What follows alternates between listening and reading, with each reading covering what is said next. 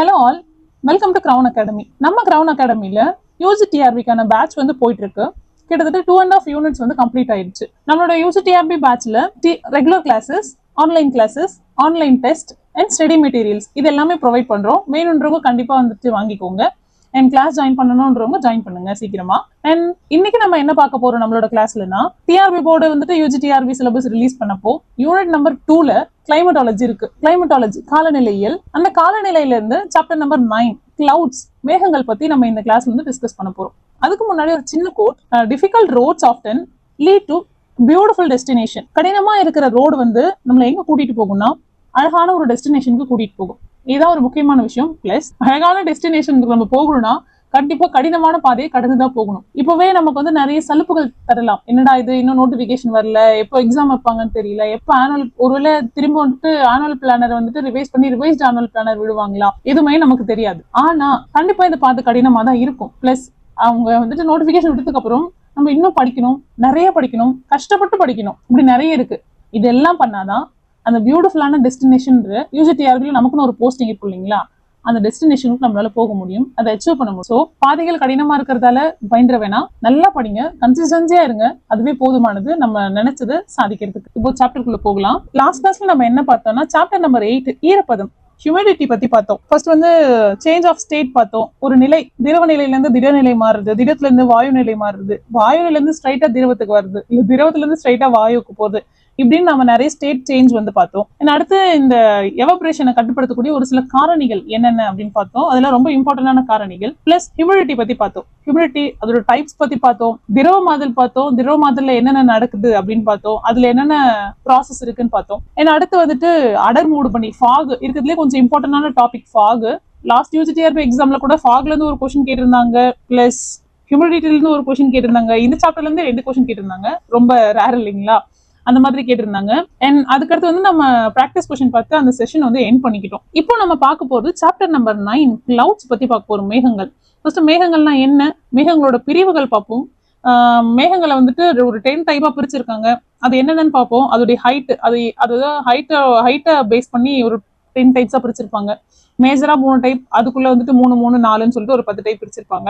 அடுத்து வந்து மேகமூட்டத்துடைய பரவல் பத்தி பார்ப்போம், எப்படி எல்லாம் வந்து டிஸ்ட்ரிபியூஷன் ஆயிருக்குன்னு. அதுவே வந்துட்டு கொஞ்சம் லார்ஜ் தான். இது முடிச்சதுக்கு அப்புறமா நம்ம வந்துட்டு பிராக்டிஸ் கொஸ்டின் பார்ப்போம். இந்த கிளவுட்ஸ்ல இருந்து லாஸ்ட் யூஜிடிஆர்பில இருந்து ஒரு கொஸ்டின் கேட்டிருந்தாங்க. ஒரு கீழே ஒரு 4 மேகம் கொடுத்துட்டு இதுல ஹைட் வைஸ்ல கேட்டிருந்தாங்க. இது வந்து ஹை கிளவுட்ஸ் அப்படின்னு கேட்டிருந்தாங்க. மேபி ஹைட் வைஸ்ல உள்ளே கூட கேட்கலாம். ஹை கிளவுட்ஸ்ல இல்லாதது எது, இல்ல ஹை கிளவுட்ஸ்ல வரக்கூடியது எது, இல்ல ஏதாவது ஒரு கிளவுடோட நேம் கொடுத்து இது எந்த டைப் ஆஃப் கிளவுட் சம்திங் எப்படி வேணாலும் கேட்கலாம். ஸோ இதுவும் ஒரு இம்பார்ட்டன்டான ஒரு டாபிக். இப்போ நம்ம வந்துட்டு டாபிக் உள்ள போகலாம். இப்போ நம்ம டிஸ்கஸ் பண்ண போற டாபிக் வந்துட்டு கிளவுட்ஸ், மேகங்கள். மேகம் அப்படின்னாவே நமக்கு பார்த்தா ஒரு மாதிரி அமைதியான ஒரு மனநிலையோ இல்ல ஒரு காமா ஒரு மாதிரி பீஸ்ஃபுல்லான ஒரு மனநிலை வந்துட்டு கிளவுட்ஸ் அந்த மாதிரி பார்த்தா இருக்கும். சம் கிளவுட்ஸ் பார்த்தா, வானத்தை பார்த்தாலே நம்ம மேகத்தை தான் அதிகமா தேடுவோம் இல்லைங்களா. அந்த மாதிரி ஒரு குட் ஃபீச்சர் வந்து நம்மளோட கிளவுட்ஸ், மேகங்கள். மேகம் அப்படின்றது நம்மளோட விண்ட்ல இருக்கக்கூடிய சின்ன சின்ன நீர்த்திவிளைகள் இருக்கு இல்லைங்களா, வாட்டர் மாலிகூல்ஸ் அண்ட் பனி, ஸ்னோ மாலிகூல்ஸ், இது எல்லாமே சேர்ந்த ஒரு குரூப், ஒரு தொகுதி தான் வந்துட்டு மேகம் அப்படின்னு சொல்லுவாங்க. Cloud has been defined as a visible aggregation of minute water droplets and ice particles in air, usually above the general ground level. ஜெனரலான கிரவுண்ட் லெவலுக்கு மேல கொஞ்சம் ஹைட்ல காணப்படக்கூடிய நீர்த்திவிளைகள், பனி நுணுக்கங்கள், அது எல்லாத்தோடைய தொகுப்பு தான் நம்ம மேகம்னு சொல்லுவோம். மேகங்கள் வந்து மீட்டரலாஜிக்கல் ரிசர்ச்சுக்கு, வளியியல் ஆராய்ச்சிக்கு ரொம்ப ஒரு முக்கியமான அண்ட் அவசியமான ஒரு ஃபினோமினாவே இருக்கு. அண்ட் நம்ம வெதர் கண்டிஷனை பத்தி முன்னாடியே தெரிஞ்சுக்கிறதுக்கும், இல்ல முன்னாடியே வெதர் கண்டிஷன் இப்படி எல்லாம் இருக்கும்ன்றத வந்துட்டு ஃப்ரீயா டிஃபைன் பண்றதுக்கும் நம்மளுடைய கிளவுட்ஸ் வந்து ரொம்ப இன்றியமையாததா இருக்கு. அது மட்டும் இல்லாம அட்மாஸ்பியர்ல இருக்கக்கூடிய நிகழ்வுகள், அங்க இந்த மாதிரியான நிகழ்வுகளுக்கு எல்லாமே மேகம் வந்து கொஞ்சம் ரொம்ப யூஸ்ஃபுல்லா இருக்கு. அது நம்ம ரீசன் தெரியும். நம்ம ஹீட் பட்ஜெட் பார்த்தோம் இதுக்கு முன்னாடி, வெப்ப சமநிலை. அதுல வந்து மேகத்துடைய பங்கு எப்படி இருக்குன்றது நம்ம பார்த்தோம் இல்லைங்களா முன்னாடியே. மேகம் வந்து ஒரு குரூஷியலான ரோல் வந்து பிளே பண்ணுது. நிறைய ஹீட் ரிசோர்ஸ் வந்துட்டு அப்சர்வ் பண்ணி வச்சுக்குது. இப்போ வந்துட்டு நமக்கு டே ஃபுல்லா வந்துட்டு மேகமூட்டமா இருக்கு அப்படின்னா அப்சர்வ் பண்ணிட்டு வந்து நம்மளுடைய லேண்ட்ல வந்து படுற வெப்பம் திரும்ப வந்துட்டு ரிஃப்ளெக்ட் ஆக முடியாது நைட் டைம்ல. ஏன்னா கிளியரா ஸ்கை இருந்தாலும் நைட் டைம்ல ரிஃப்ளெக்ட் ஆக முடியும், அந்த இடம் வந்து சில் ஆகும். மேகமூட்டமாவே இருந்துச்சுன்னா அந்த டே ஃபுல்லாவே நமக்கு ஒரு மாதிரி உப்பசமா வெக்கையா நிறைய சொல்லுவாங்க இல்லைங்களா, அந்த மாதிரி ரொம்ப ஹீட்டாவே இருக்கும், நம்ம ஹீட்டாவே ஃபீல் பண்ணுவோம். அதுக்கு ஒரு முக்கியமான காரணமே கிளவுடு தான். இந்த மாதிரி நிறைய ரோல் வந்து பிளே பண்ணுது நம்மளோட கிளவுடு. அண்ட் மேகங்கள், கிளவுட் வந்து சூரிய கதிர்வீசல் இருக்கு இல்லைங்களா, சன் ரேஸ், அந்த ரேஸை அந்த சன் ரேஸை அண்ட் புவி கதிர்வீசல் இருக்கு இல்லைங்களா, நம்ம ஏர்த்ல இருந்து ரேடியேஷன் ஆகி போகும் பாருங்க, பட்டு திரும்ப லாங் வேவ்ஸா, அதை மேகங்கள் வந்து அப்சர்வ் பண்ணுது, ஸ்கேட்டர் பண்ணுது, பிளஸ் பிரதிபலிக்குது. இந்த மாதிரி நம்ம 3 விஷயமும் மேகம் பண்ணும். அதனால நம்மளுடைய வானிலையிலயும் சரி, பிளஸ் அட்மாஸ்பியரோட ப்ரெஷர்லயும் சரி, அட்மாஸ்பியரோட ஹீட் பட்ஜெட்லயும் பிளஸ் ஏர்த்தோட ஹீட் பட்ஜெட், இப்படி எல்லாத்துலயுமே மேகத்துடைய ரோல் வந்து ரொம்ப இம்பார்ட்டன்ட் ரோலா இருக்கு. அது மட்டும் இல்லாம திரவமாதல்ல வந்துட்டு பல்வேறு உருவங்கள் இருக்கு, நம்ம பார்த்தோம் இல்லைங்களா, பனித்துளி சம்திங் அந்த மாதிரி. அதுல ஒரு முக்கியமான ஒரு பங்கு யாருக்கு இருக்குன்னா மேகத்துக்கு இருக்குது. மேகங்கள் உருவாவதற்கு அடிப்படையான காரணம் என்னன்னா, காத்துல இருக்கிற குட்டி குட்டி நீராவி. அந்த நீராவி எல்லாமே காத்து மேல எழும் போது அந்த நீர் வந்துட்டு அந்த காத்து வந்து குளிர்ந்து அந்த காத்துல இருக்க நீராவி குட்டி குட்டி நீர் திவலைகளாவோ இல்ல பனித்துகளாவோ மாறும். அந்த பனித்துகள் நீர்த்திவலையோட தொகுப்புக்கு தான் மேகம்னு பேர் வச்சிருக்காங்க. இந்த நீர்த்திவலைகள் வந்து பெருசாகி ஒரு குறிப்பிட்ட அளவை எட்டும் போது அது வந்துட்டு கொஞ்சம் வெயிட்டா இருக்கும் இல்லைங்களா. அப்படி வெயிட்டா இருக்கும் போது நம்மளுடைய காத்துடைய உந்து சக்தி கீழே அந்த மேல தள்ளும், அந்த உந்து சக்தி அதையும் மீறி கிராவிட்டி ஃபோர்ஸால, புவியீர்ப்பு விசையால அந்த மேகங்கள் மழை பொழிவை கொடுக்கும். அந்த மழை பொழிவு கிராவிட்டி ஃபோர்ஸால கீழே வரும், மேல இருந்து கீழே வந்துட்டு இழுக்கப்படும். மேகத்துக்கு கீழே வெப்பமான காத்து இருக்கு அப்படின்ற பட்சத்துல மேகத்துல இருக்கிற நீர்த்திவலையோ இல்ல பனித்துகளோ திரவமா மாறி கீழே வராம ஸ்ட்ரைட்டாவே நீராவே ஆகி கேஸ் ஸ்டேஜ்ல மேல போயிடும். சப்போஸ் அந்த மேகத்துக்கு கீழே இருக்கிற காத்துகள் வந்து சில்லான காத்து இருக்குன்னா அப்ப அந்த மேகமும் குளிர்விக்கப்பட்டு மழையா திரும்ப கீழே வரும். மழை பொழிவுக்கு முக்கியமான ஒரு பினோமினா எதுனா மேகம். ஆனா எல்லா மேகமும் மழை தருமானா கிடையாது, ஒரு சில மேகங்கள் மட்டும்தான் மழை தரும். அது என்னன்றது கீழே டைப்ஸ் ஆஃப் கிளவுட் பார்க்கும்போது கண்டிப்பா நம்ம பார்ப்போம். அடுத்தது கிளவுட் பர்ஸ்டிங், மேகம் உடையறத பத்தி பார்க்கலாம். கிளவுட் பர்ஸ்டிங் அப்படிங்கிறது ஒண்ணும் இல்ல, இது வந்து பிளைன் ரீஜன்லயும் நடக்கும், சமதள பரப்புலையும். பட் அதிகமா எங்க நடக்கும்னா மலை பிரதேசத்துல தான் இது நடக்கும். இப்ப மலை பிரதேசத்துல மேகம் வந்துட்டு மேகத்துக்குள்ள இருக்கிற பனி படிமங்கள் இதமே ஒண்ணுக்கு ஒண்ணு உறைஞ்சு ஒரு மாதிரி ஃப்ரிக்ஷன் ஸ்டேஜ்ல இருக்கும். அப்போ வந்துட்டு அந்த மேகத்துக்கு வெளியில இருக்கிற சுற்றுப்புற சூழல்ல ஒரு மாதிரி காத்து வந்துட்டு ஒரு மாதிரி கோல்டா குளிர்ந்த நிலையில அந்த காத்து இருக்கும்போது அந்த மேகம் எல்லாம் ஒரு மாதிரி இறுகி ஒரு மாதிரி ஸ்ட்ராங்கா இருக்கும். அப்ப என்ன பண்ணுன்னா டக்குன்னு வாய்க்கால்ல மழை திறந்து விட்ட மாதிரி தண்ணி எல்லாமே வந்து மேகத்துல இருந்து கொட்ட ஆரம்பிக்கும். அப்படி கொட்டுறதுக்கு பேர் தான் வந்துட்டு கிளவுட் பர்ஸ்ட்னு சொல்றாங்க. இது இந்தியாவில் 2013 உத்தராஞ்சல் ரீஜியன்ல, அதாவது உத்தரகாண்ட், ஹிமாச்சல் பிரதேஷ் அந்த சைட்ல 2013 ஒரு 4 நாள் வந்து இந்த மழை பெய்ஞ்சிச்சு தொடர்ந்து. June 14, June 15, June 16 and June 17 4 நாள் மழை வந்துட்டு பயங்கரமா பெய்ஞ்சிச்சு. தொடர் மழையால கிட்டத்தட்ட 1000 பேருக்கு மேற்பட்ட மக்கள் வந்துட்டு இறந்து போயிட்டாங்க அந்த மழையில பாதிக்கப்பட்டு வெள்ளம் வந்ததால. அங்க வந்து அடைமழை இருக்கு இல்லைங்களா, இதுல வந்து அந்த தண்ணியோட ஸ்பீடு எவ்வளவுன்னா ஒரு மணி நேரத்துக்கு 100 கிலோமீட்டரை விட அதிகமா இருந்துச்சுன்னு சொல்றாங்க. ஒரு காமனாவே ஒரு நிமிஷத்துக்கு 2 மில்லிமீட்டருக்கு மேல மழை வந்தாலே அது கிளவுட் பர்ஸ்ட் சொல்லுவாங்க. இப்ப யோசிச்சு பாருங்க, 100 கிலோமீட்டர் அப்படின்னும் போது அது எவ்வளோ பெரிய விஷயம், அது எவ்வளவு ஸ்பீடா வந்திருக்கு. அதனாலதான் அங்க வந்துட்டு நிறைய மக்கள் இறந்து போயிட்டாங்க. பொதுவா வந்து மலைப்பகுதியில தான் நடக்கும் அப்படிங்கிறது இருக்கு. பட் சம்டைம்ஸ் இந்த வளிமண்டல இடையூறுகள் அப்படின்னா யாரு, நம்மளோட சைக்ளோன், ஆன்டி சைக்ளோன், அப்புறம் வந்து டிராபிக்கல் சைக்ளோன், டெம்பரேட் சைக்ளோன், அவங்களால ஒரு சில பிளெயின் ரீஜன்ல கூட அதுல அடிப்படுற வந்து மேகம் வந்துட்டு அதுல பட்டு மேக உடைப்பு ஏற்பட்டு வெள்ளம் வரதுக்கு நிறைய சான்ஸ் இருக்கு. உலக வளிமண்டல அமைப்பு, வேர்ல்டு மீட்ராலஜிக்கல் ஆர்கனைசேஷன் என்ன பண்றாங்கன்னா 1975 வந்துட்டு ஒரு சர்வதேச மேக வரைபடம் வந்துட்டு நம்ம வெளியிடலாம் சொல்லி அதை வந்து ரிலீஸ் பண்றாங்க. அதுல முதல் வரைபடத்தை வந்து 1975 ரெண்டாவது தொகுதி வந்துட்டு 1987 வெளியிடுறாங்க. ஆனா இது வந்து நம்ம கரெக்டா வருஷமோ இல்ல 10 இயர்ஸ் 5 இயர்ஸ்க்கு ஒன்ஸோ அவங்களால வந்துட்டு ரிலீஸ் பண்ண முடியல. இவங்க என்ன பண்ணாங்கன்னா தொடர் அலையின் ஒழுங்கற்ற அசைவு அலை அப்படின்னு சொல்லிட்டு ஒரு நியூ டைப் ஆஃப் இன்டர்நேஷனல் கிளவுடைய அட்லஸ் வந்துட்டு வெளியிடணும் அப்படின்னு சொல்லி ஒரு மேக பாராட்டு சமூகம் அப்படின்ற ஒரு சமூகம் வந்துட்டு ஒரு முக்கியமான கோரிக்கை ஒன்று கொடுத்து அதுக்கேற்ற மாதிரி அவங்க போக போக வந்து அதே மாதிரி கிளவுட்ஸ் எல்லாத்த பத்தி சில வரைபடங்கள் வந்து வெளியிட ஆரம்பிச்சாங்க. எப்படி கொஸ்டின் கேட்பாங்கன்னா, இந்த WMO வந்துட்டு எப்போ வந்து சர்வதேச மேக வரைபடத்தை வெளியிட்டுச்சுன்னு கேட்பாங்க. 1975 முதல் தொகுதி வந்துச்சு, 1987 ரெண்டாவது தொகுதி வந்துச்சு. இது கண்டிப்பா மறந்துடாம படிச்சுக்கோங்க, யூஸ் ஆகலாம். நெக்ஸ்ட் நம்ம பார்க்க போறது மேகங்களோட பிரிவுகள், டைப்ஸ் ஆஃப் கிளவுட்னு கூட சொல்லலாம். இதுல இருந்து PGTRBலும் கொஸ்டின் கேட்டிருந்தாங்க, UGTRBலும் இந்த கொஸ்டின் கேட்டிருந்தாங்க. உலக வளியியல் டிபார்ட்மெண்ட் இருக்கு இல்லைங்களா, வேர்ல்டு மீட்ராலஜிக்கல் ஆர்கனைசேஷன், அவங்க என்ன பண்ணாங்கன்னா மேகத்துடைய உருவத்தையும் பிளஸ் அதோடைய அமைப்பு அது ரெண்டுத்தையும் அடிப்படையில மேகங்களை மொத்தம் 10 பேரும் பிரிவா பிரிச்சிருந்தாங்க. அது வந்துட்டு ஹைட்டை வந்துட்டு பேஸா வச்சு 3, அதுக்குள்ள அதோடைய அமைப்புகள் அதை வச்சு வந்துட்டு உள்ள 3 3 3 பிளஸ் ஒரு 4 அப்படின்னு சொல்லிட்டு ஒரு 10 பிரிவா பிரிச்சாங்க. அதுல வந்து உயரத்தோட அடிப்படையில அது வந்து உயர் மேகங்கள் ரொம்ப ஹைட்ல இருக்கும். கிட்டத்தட்ட 5 கிலோமீட்டருக்கு மேல 16 கிலோமீட்டர் வரைக்கும் இருக்கும். அதுக்குள்ள இருக்கிற மேகங்கள் தான் கீற்று மேகங்கள், கீற்று படை மேகங்கள், கீற்று திரள் மேகங்கள், இந்த 3. அடுத்து பி, இது 2 to 7 கிலோமீட்டர்ஸ் வரைக்கும் இருக்கும். இது வந்து இடைப்பட்ட மேகங்கள், மிடில் கிளவுட்ஸ் அப்படின்னு சொல்லுவாங்க. இது வந்துட்டு இடைப்பட்ட படை மேகம், இடைப்பட்ட திரள் மேகம், அப்புறம் படை மேகம், இது 3ம் வந்துட்டு இடைப்பட்ட மேகத்துல இருக்கு. அடுத்தது கீழ் மேகங்கள், லோவர் கிளவுட்ஸ். இது வந்து கிட்டத்தட்ட ஒரு 2 கிலோமீட்டர் ஹைட் வரைக்கும் தான் இது இருக்கும். அதுக்கு மேல போச்சுன்னா அது இடைமேகம்னு சொல்லிடுவோம். அதுல 4 இருக்கு. படை திரள் மேகம், கார் படை மேகம், திரள் மேகம், கார் திரள் மேகம். இந்த 4 வந்துட்டு அதோடைய கீழ் மேகத்துடைய டைப்ஸ்ல இது 4ம் இருக்கு. இதுல வந்துட்டு ஒன்னொன்னா பார்க்கலாம். ஃபர்ஸ்ட் கீற்று மேகம், சிரஸ் கிளவுட்னு சொல்லுவாங்க, சிஐ. இது வந்து வானத்துல தோற்றமளிக்கிற விதம் எப்படி இருக்குன்னா, ஒரு மாதிரி பட்டு மாதிரி, சில்க் மாதிரி ரொம்ப சாஃப்டா மிருதுவா இருக்கும்.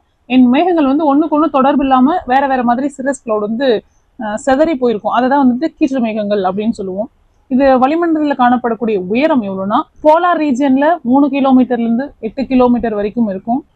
டெம்பரேட் ரீஜியன்ல 5 கிலோமீட்டர்ல இருந்து 13 கிலோமீட்டர் வரைக்கும் இருக்கும். இதை விட கொஞ்சம் ஹைட் வந்து ஜாஸ்தியா இருக்கும். இதை விட இது கொஞ்சம் ஹைட் ஜாஸ்தியா இருக்கும். டிராபிக்கல் ரீஜியன்ல 6 கிலோமீட்டர்ல இருந்து 18 கிலோமீட்டர் வரைக்கும் இதோட ஹைட் வந்து காணப்படும். இந்த வகையான மேகங்கள் உண்டாவதுக்கு முக்கியமான காரணம் சுழல் காற்று இருக்கு இல்லைங்களா.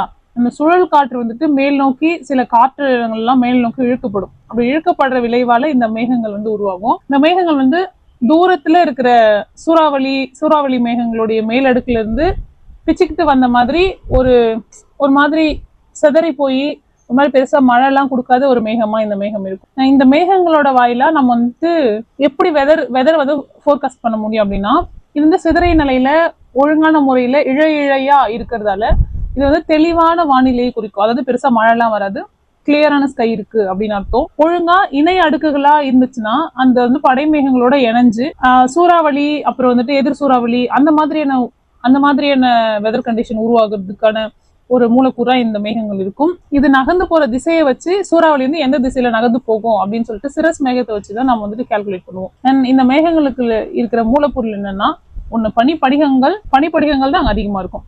ஏன்னா அதோட சிறப்பு அம்சங்கள் என்னன்னா, சூரிய உதயம் பிளஸ் சூரிய மறைவு, இந்த ரெண்டுத்துக்கும் நடுவுல வந்துட்டு இந்த மேகங்கள் வந்து அதிகமா ஜொலிக்கும்.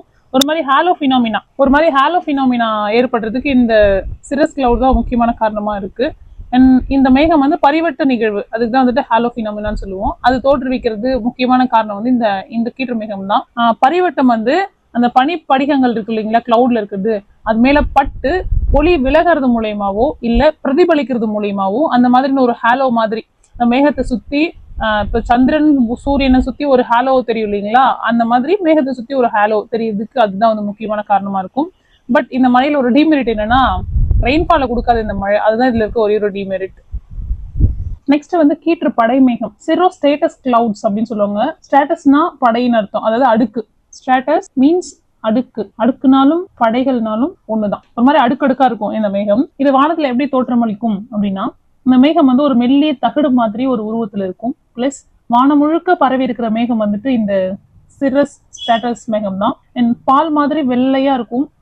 அதுல வந்துட்டு ஒளி புகுந்து அது திரும்ப கிராஸ் பண்ணி வரக்கூடிய அளவுக்கு ஒரு தன்மை இருக்கிறது இந்த சிரோ ஸ்டேட்டஸ் கிளவுட் தான். அடுத்து வளிமண்டலத்துல காணப்படக்கூடிய உயரம் வந்து துருவ மண்டலத்துல 3 கிலோமீட்டர்ல இருந்து 8 கிலோமீட்டர் வரைக்கும், மிதவெப்ப மண்டலம் டெம்பரேட் ரீஜியன்ல 5 கிலோமீட்டர்ல இருந்து 13 கிலோமீட்டர் வரைக்கும், டிராபிக்கல்ல 6 கிலோமீட்டர்ல இருந்து 18 கிலோமீட்டர் வரைக்கும் ஹைட்ல வந்து இது உருவாகிறதுக்கு முக்கியமான காரணம் என்னன்னா, சூறாவளியோட காற்று இருக்கு இல்லைங்களா, அது சுழன்று மேல் நோக்கி போகும்போது அதிகமான உயரத்துக்கு தள்ளப்படும். அப்போ வந்துட்டு இந்த குட்டி குட்டி கிளவுட்ஸ் வந்து உருவாகும். இது வந்து கீற்று மேகங்கள். இதுக்கு முன்னாடி பார்த்தோம் இல்லைங்களா, அந்த மேகத்துல இருந்து பிரிக்கப்படக்கூடிய ஒரு டைப் ஆஃப் மேகம் தான் இது கீற்று படை மேகம். அண்ட் இந்த வகையான மேகத்தை வச்சு நம்ம எப்படி வெதர் ஃபோர்காஸ்ட் பண்ணுவோம்னா, 24 மணி நேரத்துக்குள்ள ஏற்படக்கூடிய வானிலை படப்பிடிப்பு இருக்கு இல்லைங்களா, அதுக்கு வந்து அதை வந்து நம்ம எதை பேஸ் பண்ணி எடுத்துட்டு போனா இந்த சிரோ ஸ்டேட்டஸ் கிளவுட் வச்சுதான் பேஸ் பண்ணி எடுத்துருப்போம். இந்த கிளவுடால கொஞ்சம் மழை வரும். அண்ட் சூறாவளிக்கான வானிலையும் இந்த மாதிரியான கிளவுட்ஸ்ல இருந்து நம்ம தெரிஞ்சுக்கலாம். சூறாவளி வரதுக்கான சான்சஸ் இந்த கிளவுட்ஸ்ல இருந்தும் கிடைக்கும். இந்த மேகத்தோட மூலக்கூறும் பனிப்படிகங்கள் தான். சிறப்பு அம்சம் வந்து சூரியனை சுத்தி பரிவட்டம் இருக்கும் இல்லைங்களா, அந்த மாதிரி இந்த வானிலை நிகழ்வு வாயிலா சூறாவளி ஏற்படும் பிளஸ் இதால ஹாலோவும் ஏற்படும் பிளஸ் சூறாவளியும் ஏற்படும். இது ரெண்டும் தான் இதோடைய சிறப்பம்சம். அடுத்து கீற்று திரள் மேகம் சிர்ரோ குமுலஸ். குமுலஸ்னா திரள்னு அர்த்தம். இது வந்து யூஜிடிஆர்பில என்னன்னு கேட்டிருந்தாங்கன்னா கீழே ஒரு 4 மேகங்கள் கொடுத்திருந்தாங்க. அதுல ஒன் ஆஃப் த மேகம் ஆப்ஷன் டி ல இருந்துச்சு இந்த கீற்று திரள் மேகம். கொஸ்டின் என்னன்னா கீழ்கண்டவற்றில் எது உயர்நிலை மேகம் அப்படின்னு கேட்டிருந்தாங்க. ஹை கிளவுட்ஸ் எதுன்னு. அதுல வந்துட்டு கீற்று திரள் மேகம் இருந்துச்சு. ஒரு சில படைமேகம் அந்த மாதிரியான கார்த்திரல் மேகம் இருந்துச்சு. அதுல ஆன்சர் வந்து கீற்றுத்திரள் மேகம் தான் ஆன்சரா இருந்துச்சு. வானத்துல தோற்றமளிக்கக்கூடிய விதம் எப்படி இருக்குன்னா கீற்றுத்திரள் மேகம் வந்து ஒரு மாதிரி வெண்மையா சின்ன சின்ன செதில் மாதிரி கூட்டம் கூட்டமா இருக்கும். பிளஸ் மணல் அலை எப்படி இருக்கும் அந்த மாதிரி வரிசையா வந்துட்டு இந்த கீற்றுத்திரள் மேகம் இருக்கும். வளிமண்டலத்துல காணப்படக்கூடிய ஹைட்டு சேம் அதே தான்.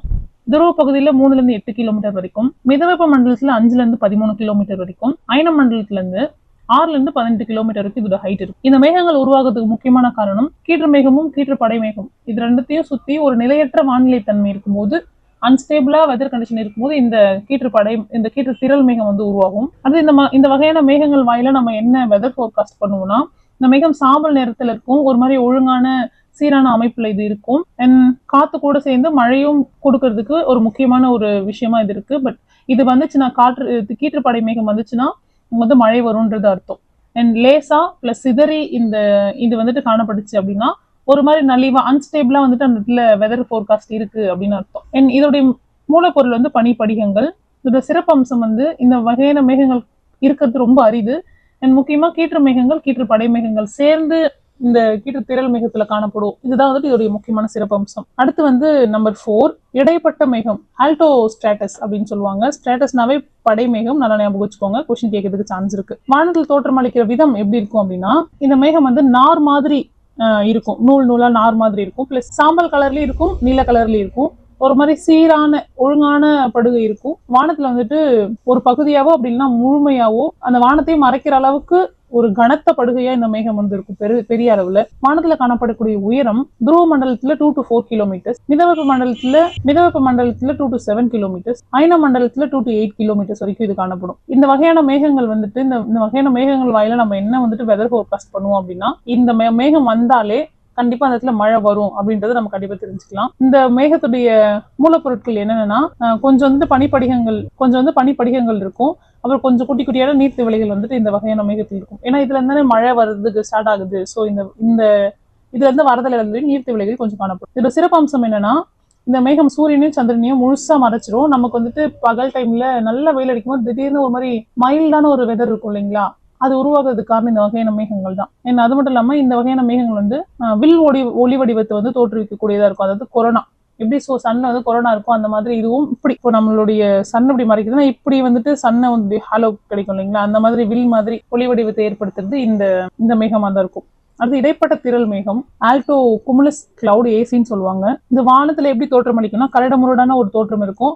அங்கங்க கோபுரம் மாதிரி இருக்கும், அங்கங்க வந்துட்டு பரவி இருக்கும், கொஞ்சம் கொஞ்சம் குட்டி குட்டியா கூட்டமா இருக்கும். இதோடைய ஹைட் வந்து போலார் ரீஜன்ல 2 to 4 கிலோமீட்டர்ஸ், டெம்பரேட் ரீஜன்ல 2 to 7 கிலோமீட்டர்ஸ், டிராபிக்கல் ரீஜன்ல 2 to 8 கிலோமீட்டர்ஸ் வரைக்கும் இருக்கும். இந்த வகையான மேகமாயில நம்ம என்ன வந்துட்டு வெதர் ஃபோர்காஸ்ட் பண்ணிக்க முடியும்னா இது வந்து இடிமின்னல் கூட சேர்ந்து ஒரு பயங்கரமான கொந்தளிப்பு கூடிய ஒரு மழை கொடுக்கக்கூடிய மேகம் தான் இந்த இடைப்பட்ட திரள் மேகம். அடுத்தது வந்துட்டு இந்த மேகங்களுக்குள்ள இருக்கிற மூலப்பொருட்கள் அதிக அளவுல ரொம்ப குளிர்ந்த சின்ன சின்ன நீர்த்திவளிகள் இருக்கும்.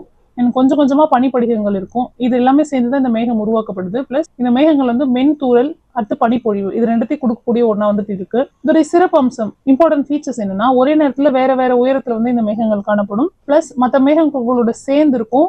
அண்ட் இந்த மேகத்தை வந்து ஷீப் கிளவுட் செம்மறியாட்டு மேகம் அப்படி இல்லைன்னா கம்பளி மேகம் அப்படின்னு சொல்லுவாங்க. எந்த மேகத்தை கார்த்திரல் மேகத்தை வந்து சொல்லுவாங்க. நல்லா ஞாபகம் வச்சுக்கோங்க, கொஸ்டின்ல கேட்கறதுக்கு நிறைய சான்ஸ் இருக்கு. இந்த செம்மறியாட்டு மேகம் ஷீப் கிளவுடும் வூல் பேக் கம்பளி அமைப்பு அப்படின்றது எதோட நிக் நேம் அப்படின்னு கேட்கறதுக்கு நிறைய சான்ஸ் இருக்கு. அடுத்து 6th ஒன் ஸ்டேட்டஸ் கிளவுடு அதாவது படை மேகம். வானத்துல வந்துட்டு தோற்றமளிக்கக்கூடிய விதம் எப்படி இருக்குன்னா சாம்பல் நிறத்துல இருக்கும். அண்ட் பஞ்சு மாதிரியான பிச்சு போட்ட மாதிரியான ஒரு அமைப்பு இருக்கும்.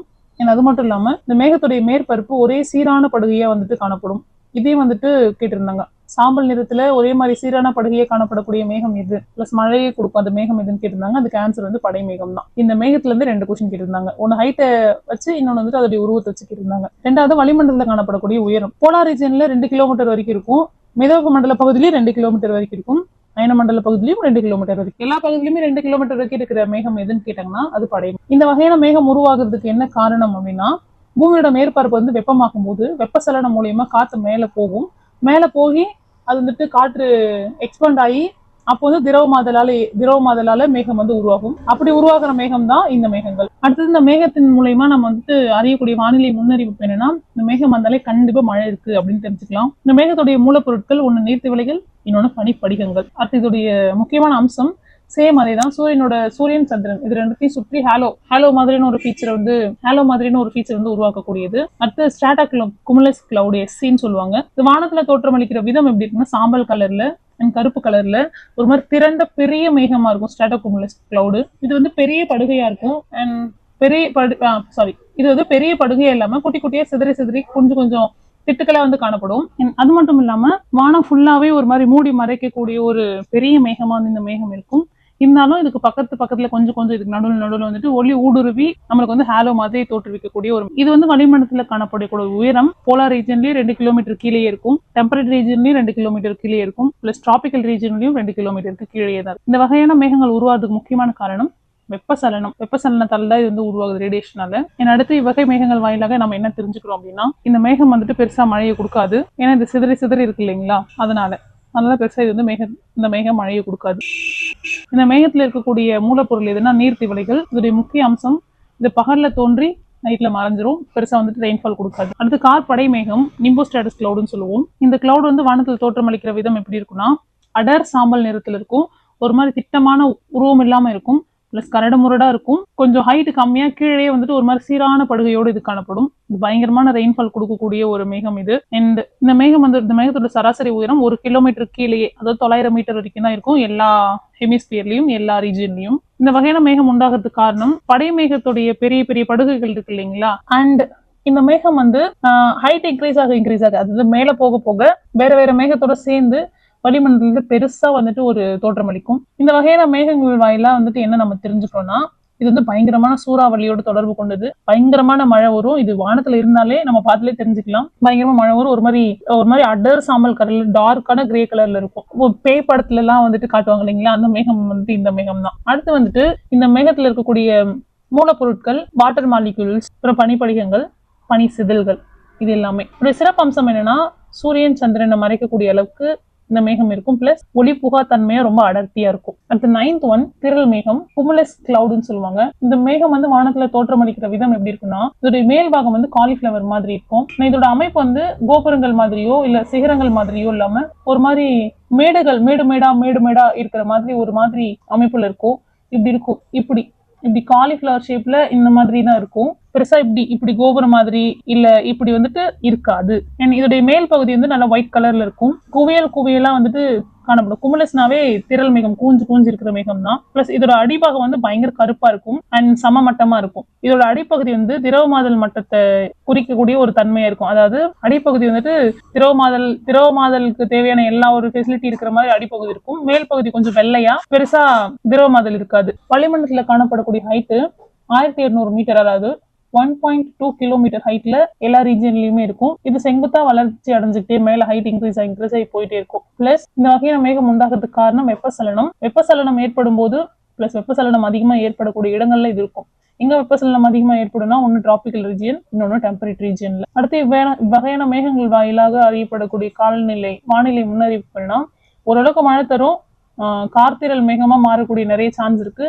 அப்படி கார்த்திரல் மேகமா மாறிச்சு அப்படின்னா நல்ல ஹெவி ரெயின்ஃபால் கொடுக்கும். இதுல இருக்கிற மூலப்பொருள் பெரிய பெரிய நீர்த்திவளைகள் அண்ட் அந்த பெரிய பெரிய நீர்த்திவளைகளை பொறுத்துதான் அதுல வந்துட்டு எப்படிப்பட்ட மூலப்பொருள் இருக்குன்றது இந்த நீர்த்திவளைகள் தான் தீர்மானிக்கும். இதோட சிறப்பம்சம், இந்த மேகங்களுடைய விளிம்பு பகுதியில வந்து சூரிய ஒளி படுறதால ஒரு மாதிரி வெள்ளிப்பூச்சி மாதிரி ஹாலோவா வந்துட்டு இந்த மேகம் தெரியும். பிளஸ் பகல்ல தோன்றி நைட்ல வந்துட்டு இந்த மேகம் வந்து மறைஞ்சு போயிடும். அடுத்து கார்த்திரல் மேகம், குமுலோனிம்பஸ், ரொம்ப இம்பார்ட்டன்டான ஒரு கிளவுட் இதுதான். கார்த்திரல் மேகம் வந்து மலைகள், கோபுரங்கள், பெரிய பெரிய பட்டாடை அந்த மாதிரியான உருவத்துல பெருசா இருக்கும். பெரிய தொகுதியா காணப்படக்கூடிய கனத்த மேகம் இது.